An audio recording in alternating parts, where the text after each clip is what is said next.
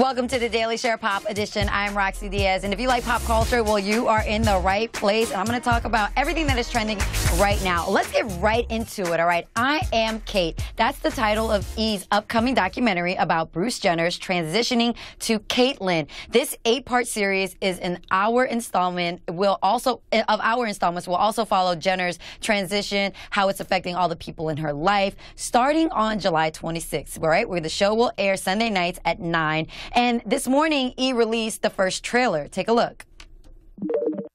Now you go through all of this stuff, and you start learning kind of the pressure that women are under all the time about their appearance. Put it this way, I'm the new normal.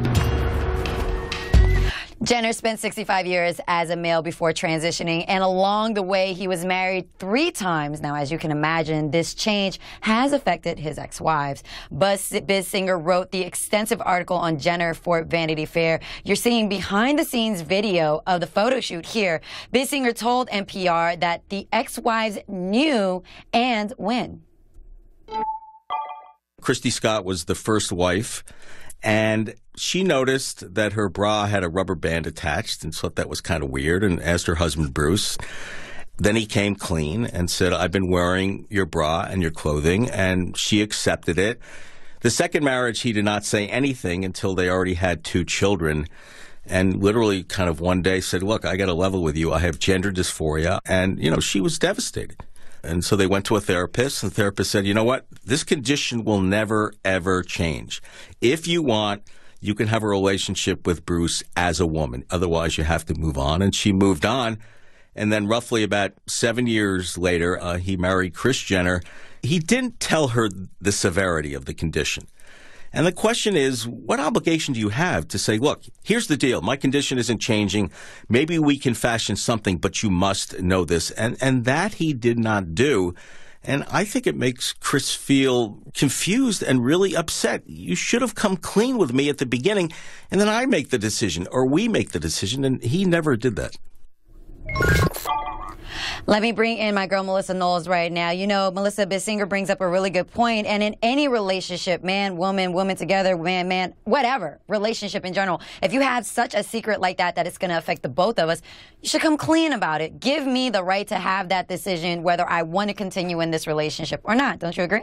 I completely agree with that. But I think this is a really hard personal struggle that Caitlyn Jenner dealt with for 65 years.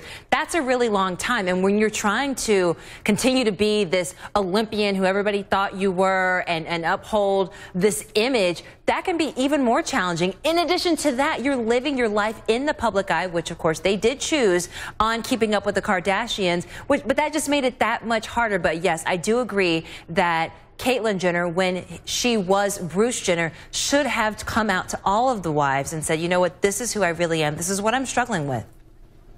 Thank you so much, Melissa. I appreciate you, and a lot of people have praised Caitlyn for putting herself out there emotionally. But what about the physical toll of this transformation, and what has it taken? There was a lot of surgery involved. In the Vanity Fair article, she explains how, quote, she suffered a panic attack the day after undergoing 10-hour facial feminization surgery and recalls thinking, what did I just do? What did I just do to myself? Right now, I want to speak to a board-certified plastic surgeon, my good friend, Dr. Ghavami, right now. Thanks so much for joining us, doctor. I know that you just literally scrubbed out of a surgery to Skype us and talk to us, so I really appreciate that and I appreciate your time. Of course. But you've treated transgender patients before. Just how stressful is this process, and what are the psychological consultations like before even getting into the surgery? Well, thanks, Roxy, for having me on. As far as these go, the surgery itself anatomically is actually fun and challenging for a plastic surgeon that likes it. And I love facial surgery, so for me, I see it as a true challenge to be able to transform someone and give them the life that they wanted, and have them look in the mirror and have it match their inside desires, wishes, and who they really are.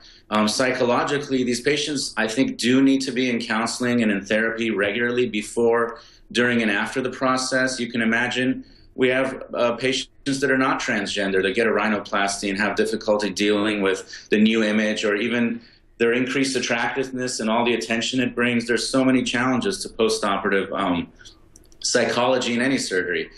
But with Caitlyn now, I think I'm pretty sure she's had counseling before, during, and after. And if not, I highly recommend it. And I think it's a very mandatory part of this process. Now, question for you, Dr. Ghavami. Two things. One, have you ever had anyone that regretted doing the surgery after you did the surgery on them, a transgender woman or man that wanted the surgery and they regretted it after? And two, how much does this cost? What would this even cost? The first part, I mean, I have not had that because I do require psychological assistance during the process. So these patients are pretty stable. They know what they want. And my job is to just deliver the best results I can give them.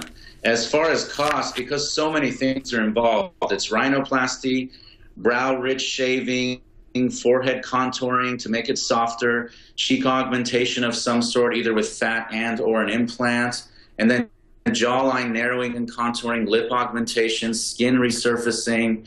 All this stuff can cost a lot. If you do it all at one time and it's safe, it can be a $100,000 bill or more. Wow. All right. Thank you so much for joining us, Dr. Ghavami. I know you're really busy. I really appreciate you. No, it's my pleasure. Thank you so much.